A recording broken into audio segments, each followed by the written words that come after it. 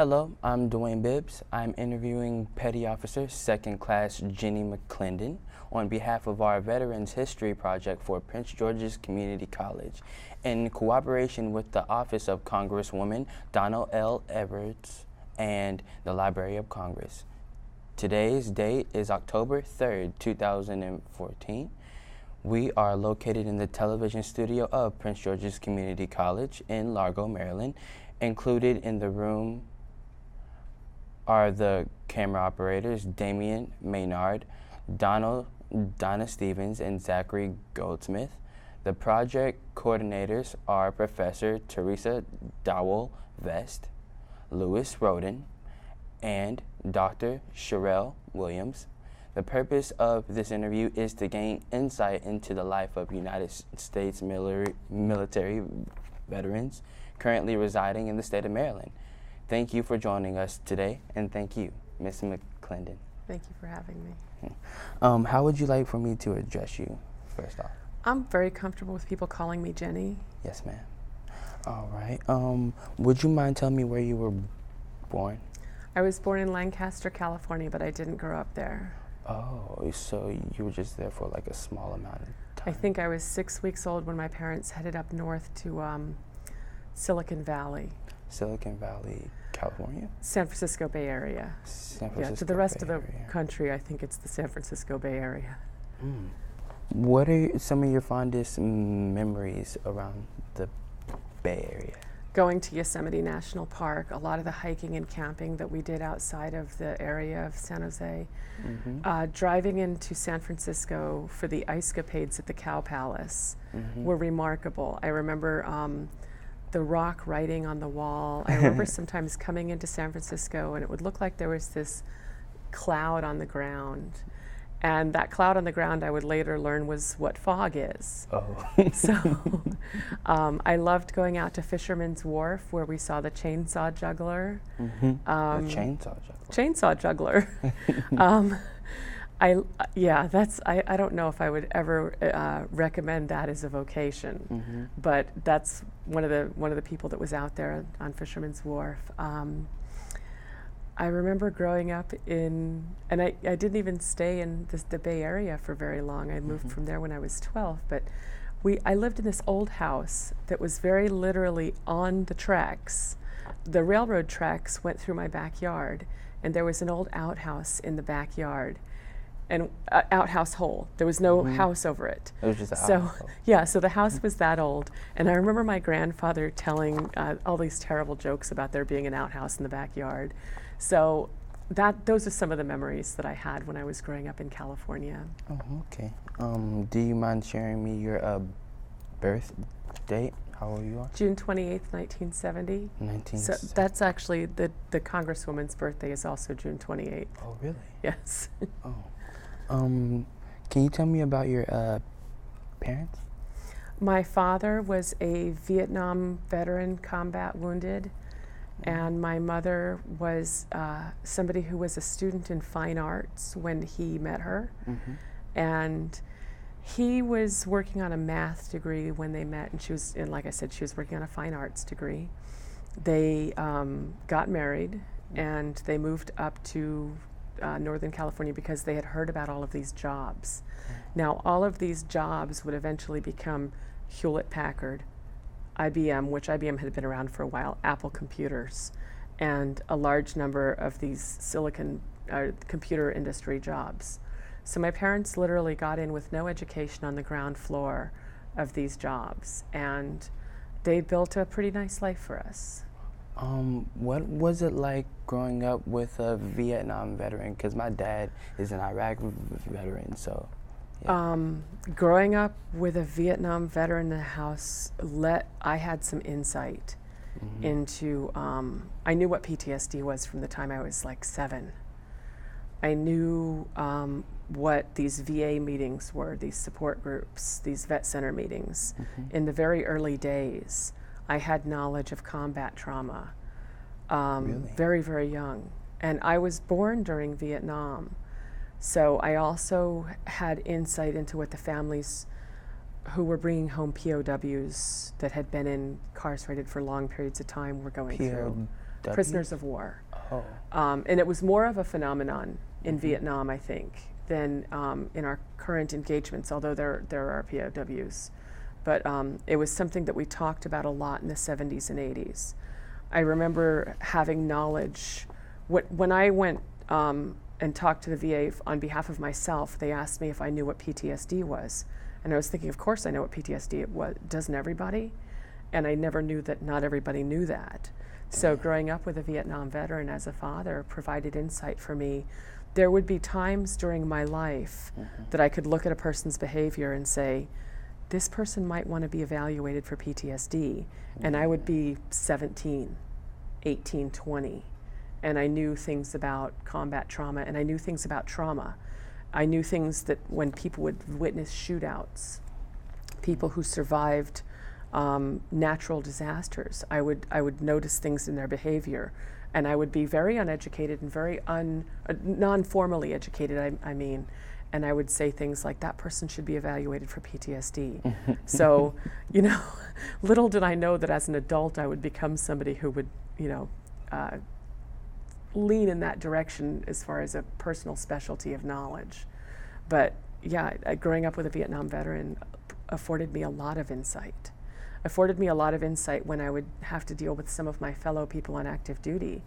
And I would notice people's behavior being just fitting into certain categories. And I would say to my chain of command, rather than punish that person, why don't we send them for a psychiatric counseling eval and see if they don't come back as responding to trauma. And so I was probably able to save some people's careers when I was on active duty because I had grown up with this father that had PTSD from combat. I don't know if it's appropriate for me to speak for him and say that he had PTSD. I will just say that because I knew him, I had knowledge of what PTSD was. Okay. Are you willing to share a story from your childhood dealing with your father? I will. I will, because it's for the best interest of people who might learn from this. So I can remember being 11 years old, living in the house that my parents bought on Grey Ghost Avenue in San Jose. And there was this, so this is 1981. There was this big picture over our fireplace of Mount St. Helens erupting. Mount St. Helens had erupted in 1980, and there was a big cloud of smoke that you could see for miles and miles and miles. And so we had a picture of that, and it was a glass-framed picture. And one night, there was such a bad domestic fight between my parents that beer bottles had been thrown at that picture. My father had the one physical memory that I have of this, my father was on the ground screaming in a complete state of, I don't even know what. It could have been a full-on flashback. It could have been just rage gone amok. But it was, and for an 11-year-old kid, and I'm the oldest of 3. Oh, really? So I have to be and my sister, one of my sisters was very, very adept at responding to these things rationally too. So it was just really scary. The police didn't come. Yeah. It was just a really rough night for everybody. And the next day, we got up, we cleaned everything up, and it was business as usual. And it just went. We just went didn't back replace the to glass on the Mount St. Helens picture because another beer bottle could get thrown at it at a different time. So forgive me for the graphic nature of my response, No, but it's okay. it could be helpful. Do you believe domestic violence was connected to his PTSD? When I'm being as friendly as possible to the situation, yes. However, domestic violence is also connected to privilege. And I don't want to ignore, when we're talking about domestic violence, that people expect to get away with it. I don't want to ignore the fact that people write a lot of excuses for domestic violence, and that to date, we have not effectively addressed domestic violence and the danger that children are in on any meaningful level, despite the fact that valiant and wonderful attempts have been made. So Yes. The short answer is yes. The long answer is that's not enough. We also have to talk about privilege, because some people with PTSD that don't feel that it's okay to hurt people don't hurt people. Has anything happened to like you and your siblings? I noted that you had siblings. How many exactly? I have two siblings with the exact same parents, and I have other siblings that I share my father with. Oh, okay. Did any of those serve in the Army? Like, I have a sibling who served in the Army. Mm-hmm. She was in broadcast journalism in the Army, and she was in Germany. I think she made a wonderful decision. Oh, really? Yes, ma'am. Great. So I think she made a wonderful decision choosing broadcast journalism, and I hope she goes on with that career. She's not still in the Army. She did 8 years. Oh, okay. Can you share a happy memory from your childhood with your siblings? There are lots of happy memories with my siblings. So we used to bring home pets, and it drove my mother crazy. I was always adopting these pets from places where, people would say, I'm gonna have to call the pound, and I would go get the cat. And so we would have like 5 or 6 cats. And my mother was like, well, who's gonna support these cats? And usually my parents actually stepped up to the plate in many cases and helped us support the pets. My mother especially, although reluctantly, she would be very angry about it, but she would help us with the cats. One time my sister and I ordered like 6 cases of Girl Scout cookies. Are you serious? And then we didn't have the money for them. So my parents had to cough up that money. We lived on this, when we moved to New York, we lived on this hill, and we used to ski down the hill, and then my sister would drive back up the hill with one of us holding on to them. This is very dangerous, do not try this at home. but she would drive us back up the hill while one of us is holding on to some kind of rope, and I don't know where we got this rope. And then we would ski back down the hill, and this is completely horrible behavior. Was this in high school? Yes, we had a lot, but we had a lot of fun doing some really bad tomfoolery. So, but those were fun memories, and thank goodness nobody got hurt. When did you move to New York in your life? We moved to New York. I was about to turn 13. 13. And my father picked up a job at the IBM East Fishkill, and that job really did a lot for us. You could say that we were in the middle class now. So he wasn't always in the Army? Oh, and the Marine Corps, no. Oh. No, my father was in the Marine Corps before I was born. And I come from a long line of military veterans, and in fact, I'll say this, because this is a women's history project too. I mean, it's a veterans history project, but I was asked to be here as a woman veteran. I'm the 3rd generation female veteran. That's a very rare occurrence, and it's on both sides of the family. My grandmother was one of the original waves in World War II. She was a Navy nurse. She and my grandfather met here at Bethesda. He was injured in a softball game. She was his nurse.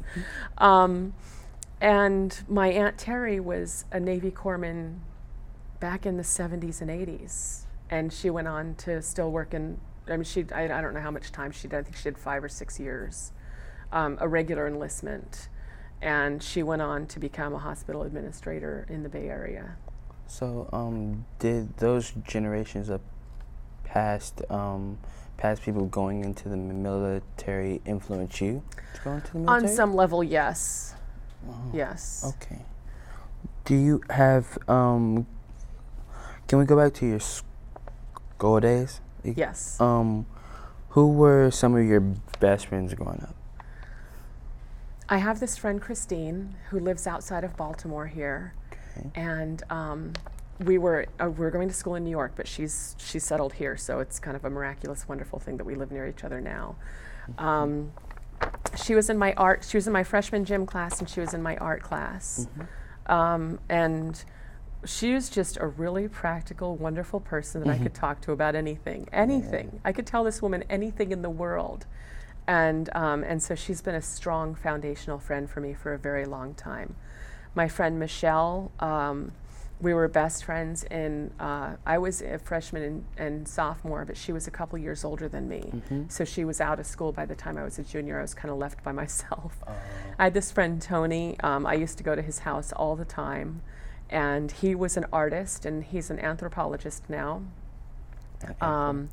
It would be almost unfair because I could go on and on and on about the friends that I had in high school and college. These were I have been very, very lucky in my life, and that's that there is no shortage of remarkable people that I've crossed paths with and kept in my life. Okay. Who was your best friend in high school, like ever? That's really a tough question because there were a lot of them. So my friend Lisa, she was my matron of honor. I guess you could say that she was my best friend in high school, and she's been my most stable friend throughout the years in that I've never lost touch with her.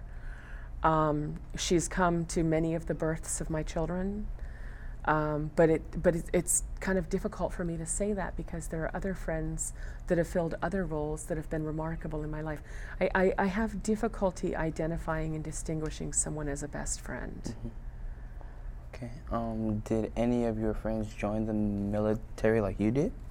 Some people around me joined the military. My ex joined the military when I did, and he stayed in 4 years, a 4-year enlistment, and got out. I know that some people, I think one of the guys that I rode crew on the Hudson.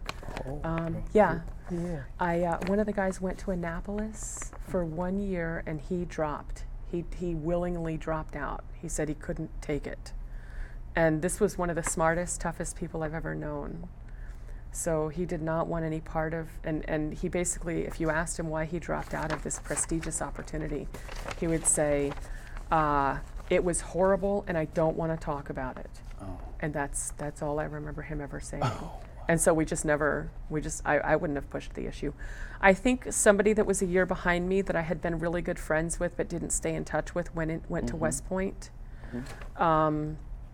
I know that a couple of my friends went ROTC, and I may be the only enlisted one that was really close in. I have a friend in college who did 8 years in the Navy. Really? Yes, and he did 8 years in the Navy before I knew him. He's a couple years older than me. His name's Mark. He's a pretty remarkable person too. He's a DJ. So. Really? Yeah. Oh my gosh. Did that influence your decision to go into the military? I don't know. My decision to go into the military was multifold. My father was probably one of the bigger influences, despite the issues of domestic violence that I've been clear about. I went in a little older than most people. I had been a diner waitress in New York, which was kind of fun. That was a fun time in my life. I was doing stand-up when I was a waitress. I was doing stand-up outside in some of the clubs, open mic nights. I went up to Vermont, and I did some stand-up in Burlington and Plattsburgh. Really? Burlington, Vermont, and Plattsburgh, New York. I got a job at IBM. I'll just use the big word nepotism.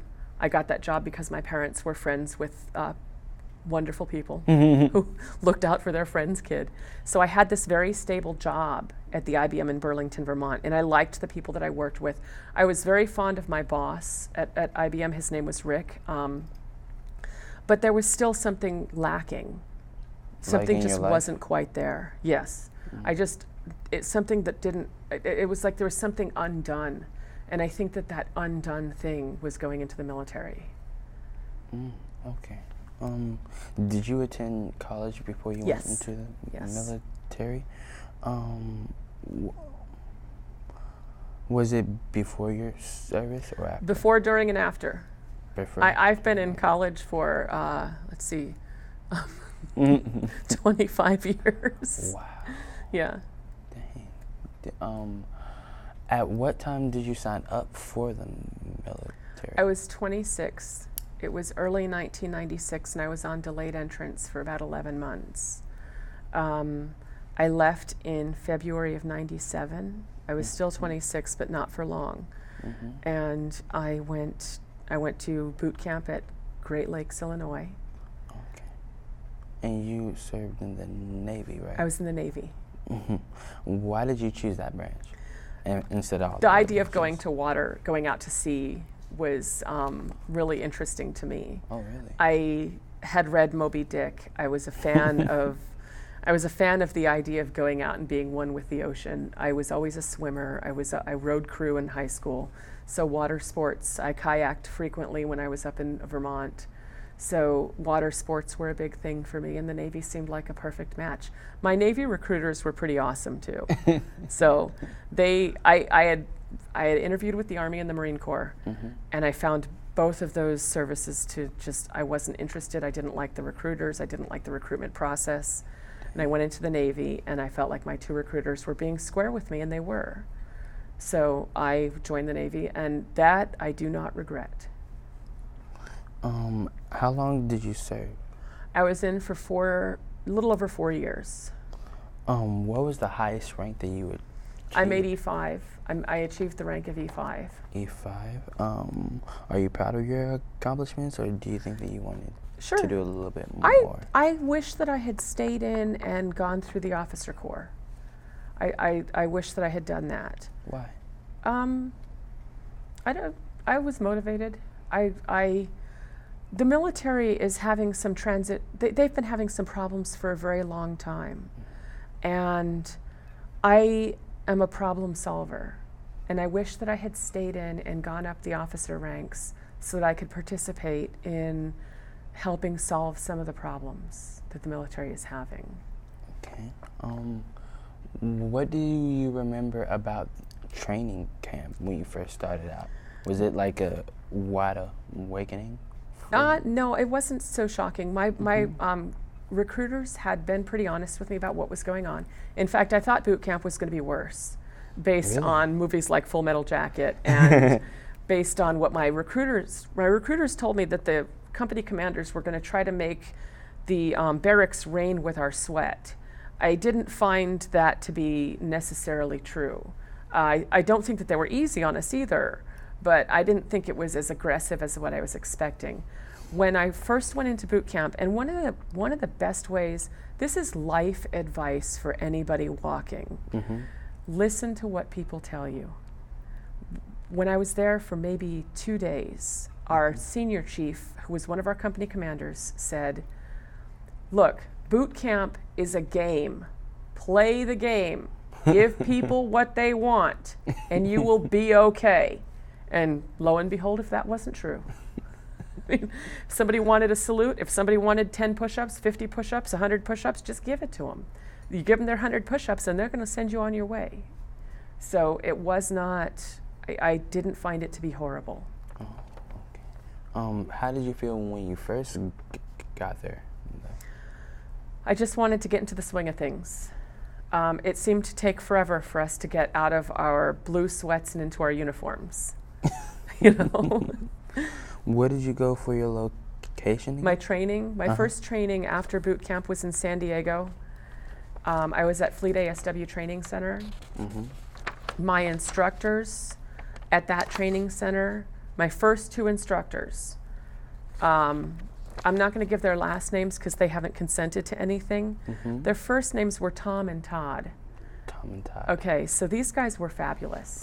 These guys were great instructors. There would be a handful of other great instructors, and there were a few bad instructors that I had. My first few months at that base were okay, but that base was one of the places where women were being brought into combat systems for the first time. And the presumption is that we weren't strong enough to handle the job. So there was a lot of anti-woman sentiment. There was a lot of bigotry toward women.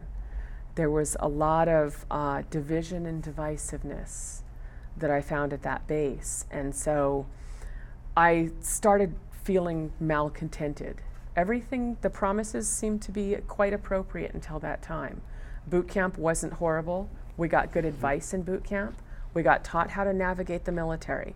The military's rules and regulations I think, are fairly straightforward and good. the way that they're misapplied deliberately is a very bad thing. Okay. Tell me a story about one of the horrible instructors that you had. I had this second class, petty officer second class, who was an instructor that participated in a lot of the woman bashing. He had been divorced. He had negative comments to make about women. And when he was teaching, this was when I was in my C school, which is a continuation of your A school, so it allowed me to be a specialist on the ITAS, which is Integrated Tactical Towed Array Sonar. So I was learning how to operate and repair this particular piece of equipment on the ship. And he just really hated women. And one of the class leaders that I had in that class really hated women, and they would refer to us in very negative ways. They would he would permit it. And if anybody had a problem with it, the problem was with the person who had the problem, not the behavior itself. So in a lot of cases, the bad behavior is tolerated, but complaining about bad behavior is not tolerated. What was it like were you trained with all female, like in a female group? No, it was integrated. I mean, we were going to have to serve together. How was it being trained in a co-ed group? It should have been fine. If people had been encouraged to be adults, mature, culturally reasonable, fine. It would be fine. It wasn't fine because it was permissible to be culturally intolerant. It was permissible to be gender intolerant, but it wasn't permissible to have a problem with that. Okay. So I've had many, many thoughts, and I'm writing a book about what I think the solutions are. Did the abuse from your instructors ever go far beyond words? I never had an instructor physically abuse me. I've heard other people have, but I never had that happen. Oh, okay. What was the most challenging part of your physical training? Or there wasn't one? I can't even. When I was on active duty, I wasn't raising 4 kids. So I ran 6 miles a day and I swam a mile a day and I worked out on my own. So the physical training didn't bother me at all. I was in no way challenged by the physical training, but that was because I came in as an athlete. Can you talk about your book? My book is called Fight Back. Right now, that's the working title. Okay. And I'm writing this book because the military has an abuse problem. And you've heard about it. I'm sure that you've seen people talking on the news. You've seen Congresswoman Spear talking about the problems in the military. So the military has an abuse problem. You are not able to get help from your chains of command in most cases. I have heard of some chains of command being very proactive in doing the right thing. I will tell you that the captain on my ship, when I was assaulted, and we're probably eventually going to get there, the captain on my ship was fantastic, but the middle management managed to stall everything that he was doing right. So I'm basically writing about how we fail people who are in the process of being abused and what I think we can do about it. The other part of the book is talking about how when you have been victimized, there's nobody that's really going to understand it. Even another victim, their victimization was different, their core beliefs are different, and if you want to move forward from a situation where you've been victimized by a violent crime of any sort, whether it's military or otherwise, you're going to have to reject the paradigms that abused you. You're going to have to fight back against the paradigms that abused you, and you're going to have to move forward with your own new paradigms, and nobody might have those answers for you. Okay. Tell us about the assault that you went through. So I was, I had been through about a year of sexual harassment on the ship. meaning that I was being grabbed, groped, forcibly kissed by, I was at the time an E4, the E5 who was sometimes he was my work center soup, and then they would demote him and put this first class he was a worse sailor than my assailant, the first class that was our real work center soup. Because I say what you will about my assailant, he was good at his job. The person who was in charge of him, who facilitated this assault on some level, was really bad at his job. So I had been being groped and forcibly kissed all the time for about a year.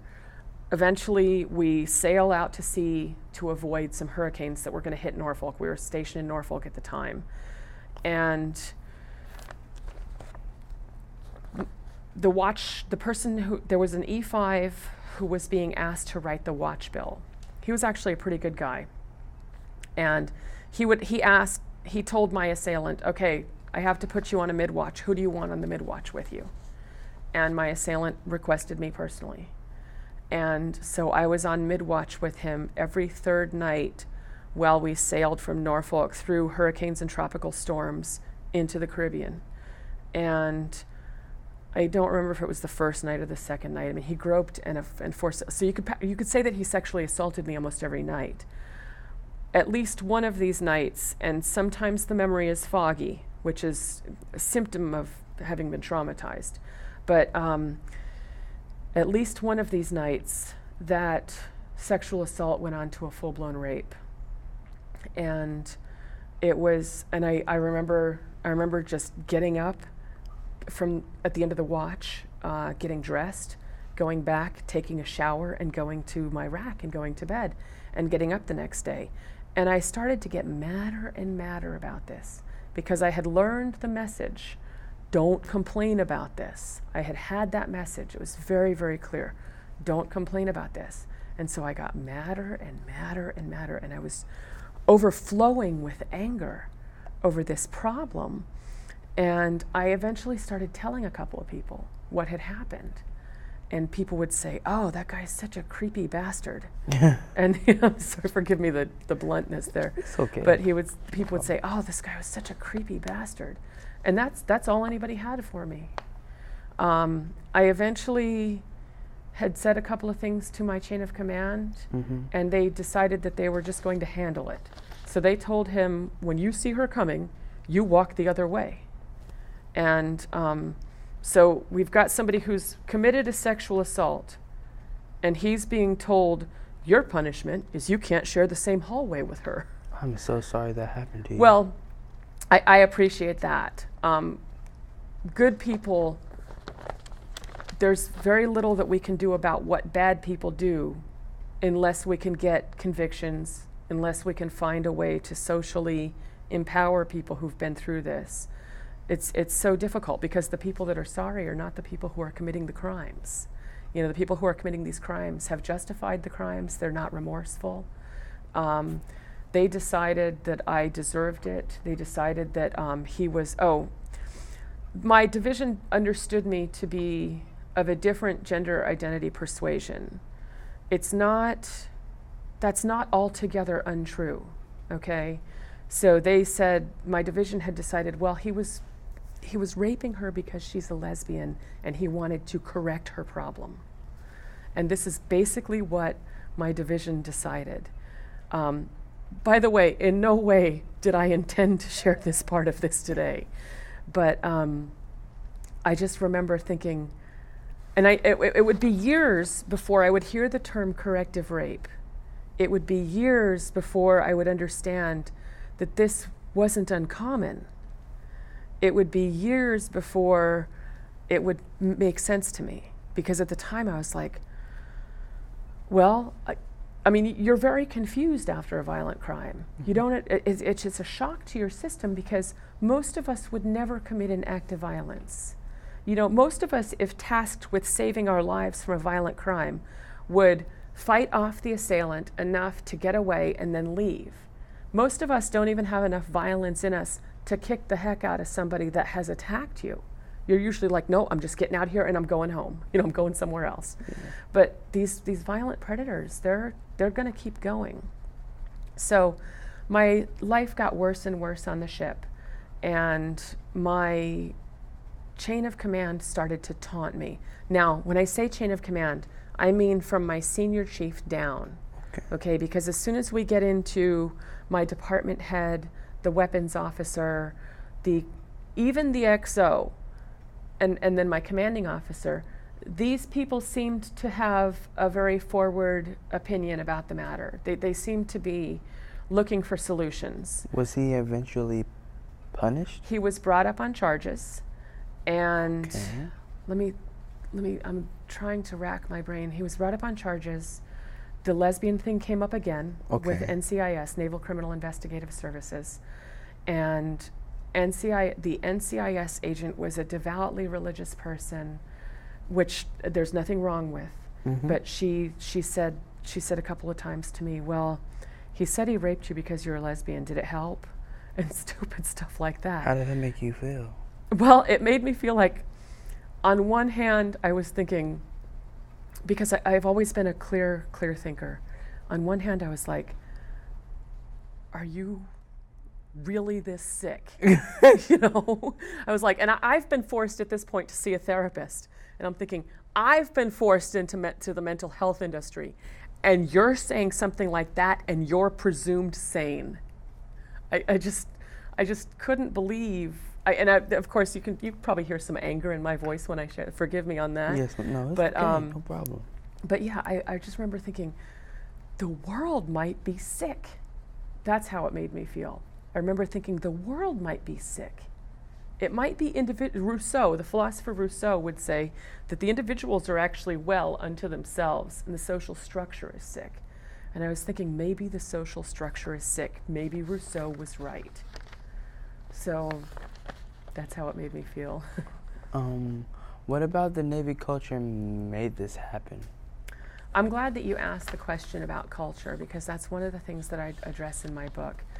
There's a lot about the military culture that is right. There's a lot about the military culture that fosters teamwork and pushes respect for each other, respect for your fellow human, service to humanity, in the sense that we sometimes rebuild orphanages when hurricanes have come through the Caribbean, and we do a lot of humanitarian missions. So I want to make sure that I temper what I'm sharing with the fact that this doesn't describe the entire military. However, there is divisiveness within the military around the issue of gender. There's divisiveness around race, and there's divisiveness around religion, particularly in the persecution of Muslims in the military. And that type of culture is going to permit violence on some level. If we don't get prejudices and bigotries out of our cultural experience, we're not going to stop violence, because the antecedent to violence is always entitlement. A person who commits an act of violence either feels entitled to commit that act of violence because they're better than the person that they're committing that act of violence against, or they feel entitled to commit that act of violence because they're so angry with the person that they feel that they're going to commit the act of violence against. And you can think of the second person as like the angry revolutionary. But the first one is actually the more sinister force.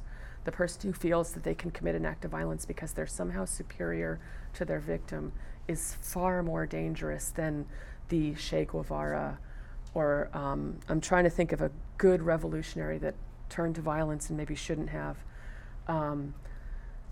That second type of violence is a little less problematic than the first, although violence is always problematic. Were there any positive experiences on the ship? Oh, besides the one absolutely. that you went through? I met my husband on the ship. Oh, I did not know that. Oh, no, I just meant in the sense of I'm answering the question. But yes, I met my husband on the ship. It was interesting because when I first met him, I kept saying, I didn't come into the military for an MRS degree. Yeah. You know, right?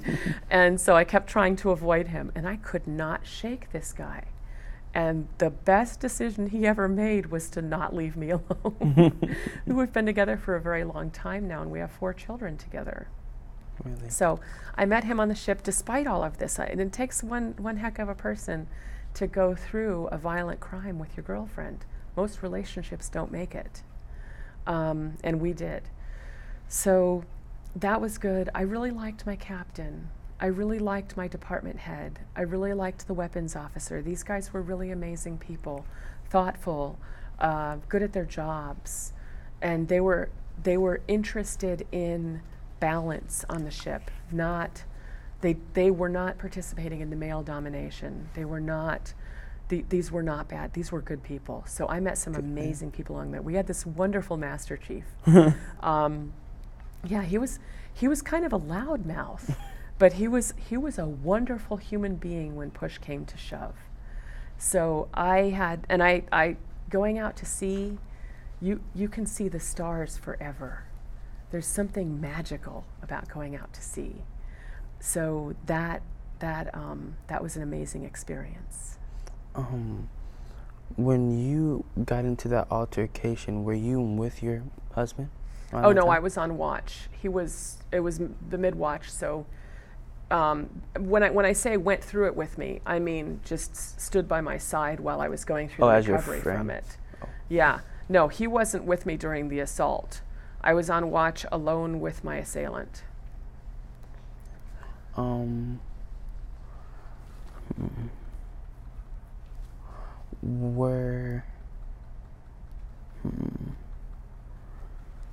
Did the wartime that you went through and everything, did that have any effect on your life like it did on your father?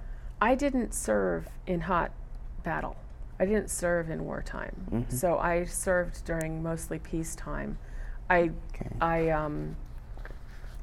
Some of the problems that happened in the military may have had some effect on me as I got out of the military, but I do not have uncontrollable reactions to trauma the way that my father did. What are some of the lessons that you learned after your service and that you applied to your life now? Finish school. Okay. That's one of the lessons that I learned is finish school. You always need a plan B. Make sure. The other thing that I learned is that you can get through traumatic experiences. You can get through traumatic experiences and you can build a life afterward. I learned that I was stronger than they ever thought when I was on active duty. I was stronger than I ever thought. Boot camp didn't shock me. A and C school didn't shock me. But that sexual harassment and that sexual assault shocked me. And I got through it, and because I got through it, I know that other people can get through it, which is part of the reason that I'm writing that book. When did your active service end? April of 2001. Were you happy that it ended? It was bittersweet. It was bittersweet. I sort of wish that I had stayed in. I probably could have pushed some issues and stayed in. Mm-hmm.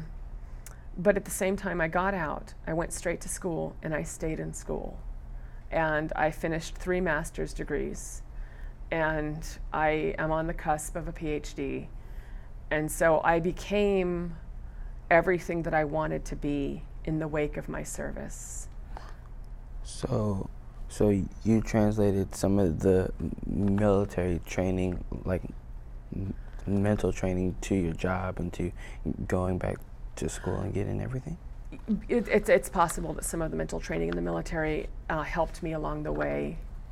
I think that what the military shows you is that you have it, which is why if your goal for going into the military is not specifically to serve, then the military is not going to give you anything that you don't already have. Yeah. Okay. What are your degrees in? I have one in education, specifically teaching online. Okay. I have one in humanities, and I have one in international relations. The humanities degree, the humanities PhD that I'm working on, I've got all of the coursework complete, and I'm writing a dissertation on the women who served in hot battle during the United States Civil War. What made you choose those departments each? I went for the humanities degree first, and I wanted to be a high school social studies teacher. I went and got that degree, and I had the most magnificent awakening while I was pursuing that degree that I could possibly imagine. When I finished that degree, I had fallen in love with international relations. I had studied under this brilliant human being, and I decided to finish that degree through that particular department. And I had never thought of myself as somebody who would fit in international relations, but it turns out I was a perfect fit. And then the education, I just went and got it because I wanted to teach. I wanted to be able to teach online while I was raising my kids. Okay. What can you tell us about women who served in the Civil War? There were a lot of them. Oh. Some of them were dressed as men, about 200 to 300, dressed as men, signed up as men. When you went through, this is part of my dissertation, when you went through your enlistment physical for the Civil War, they needed to know that your thumbs had dexterity and that you had 2 upper teeth and 2 bottom teeth. They didn't check to see if your feet were flat. They didn't check to see if your knees worked. They needed to know that you could bite off the cartridge, fill the rifle, and shoot the enemy. So, and that's both sides. So people would dress up in their brother's clothing, and they would go and they would fight as a man. Some women followed their husbands, some women followed their brothers because they didn't want their brothers to be in war alone, and some women were killed in battle. The modern concept of the sawed-off shotgun, think Al Capone, is actually the invention of a female soldier dressed as a man. We also had a lot of women nurses, and we had the Catholic sisters, Sisters of Mercy, and the Daughters of Charity coming over as trained nurses, having been nurses in France and in England. And if you think of your history, the Crimean War. So some of these Catholic sisters served with Florence Nightingale in the Crimean War, and then they came over here and they trained nurses for our Civil War. When we started the Civil War, we had a lack of medical facilities. We had a lack of hospitals. We had a lack of nurses. The poet Walt Whitman was a nurse right here in Washington, D.C. Clara Barton, we all know of as the mother of the American Red Cross. And she served in the Civil War, running convoys with Walt Whitman back and forth from the Antietam battlefield, which is the battlefield where we lose 20,000 people in one day. So women, the purpose of my dissertation is to suggest that women are tough enough to serve because we've been serving all along. And we served in the worst 2 battles that this United States have ever seen, which is Antietam and Gettysburg. We lost 59,000 people in Vietnam. We lost 55,000 people at Gettysburg. In 3 days, we lost 55,000 people, and women were on that battlefield. We're tough enough to serve. And that's the purpose of my dissertation, is to grind that axe just a little further. By the way, the Academy has accepted that we're tough enough to serve. Did you identify with any of the women that were in the Civil War? Civil War? Absolutely. Those were some tough women, strong women. And why do we not say strong men, right? We don't say strong men because men are presumed to be strong. We say strong women because it's so shocking. A woman is strong. Women aren't supposed to be strong. Where would this world be without women that were strong? Never once has somebody gone to the woman that's like, oh God, I've broken a nail. But, women, there were strong women in service when I served. There were strong women in service in Vietnam. There were strong women in service in World War II, and my grandmother was there. There were strong women in service in World War I, 8 of which were taken prisoner of war. And there were strong women in service in the Civil War. And one of the Civil War nurses is the author Louisa May Alcott, who we all know from Little Women. So a lot of people who show up in other places in history were women serving in the Civil War. Now, they may not have been uniformed. They may not have been understood to be serving in the Civil War. They may not have been understood to be in a military capacity. But if you're on a battlefield and people are shooting at you and you're dragging somebody off of the battlefield to perform medical procedures, I'm pretty sure that you're in the war. If you're Harriet Tubman running people forward on the Underground Railroad through battles and under battles and around battles and in people's homes while cannon fire are coming, I'm pretty sure that you were in the war. So that's, and I can get very excited about that, forgive me. No, it's okay. Do women have different issues adjusting to civilian life than men actually do? Oh, yes, because we're socialized differently. Now, I will not attribute that to biology. I'll just attribute that to the fact that we're socialized differently. A strong woman is expected to stay strong. And so women who show up with situations like PTSD, those women are expected to stay strong. If this gets into the gender problems of our society as a whole, but if you're the matriarch of a family and you're having PTSD symptoms, you can't go away for a 30-day stay somewhere and get the help you need, because kids need to be fed, doctor appointments need to be made, band practice needs to go on, soccer, karate, basketball, all of these things have to happen. Camping trips, Girl Scouts, Campfire Girls, this has to keep happening. So whereas if you're a male coming back and you have PTSD, you can go away because the onus of the family responsibility is going to fall on the woman in 90% of the cases. So I would say that 90% of the women who are coming back with PTSD are not going to get the help that they need, not just because the facilities aren't available at the VA, but because there's other social forces that are driving those women to suck it up and move on and soldier on, more so than would happen to men. And the men who are getting the help should not be resented in this case. But we do have to pay attention to the requirements of motherhood when it comes to making sure that treatment is made available. The model for treatment of women with PTSD needs to take motherhood into account. It also needs to take that 70 cent on the dollar problem into account. How did you adjust to your home life when you came back? I took my time. I came back, I enrolled at San Diego City College right off the bat. I didn't even enact my GI Bill. I went down and I wrote a check. For my San Diego City College. And then I started the process of enacting the GI Bill for a future semester.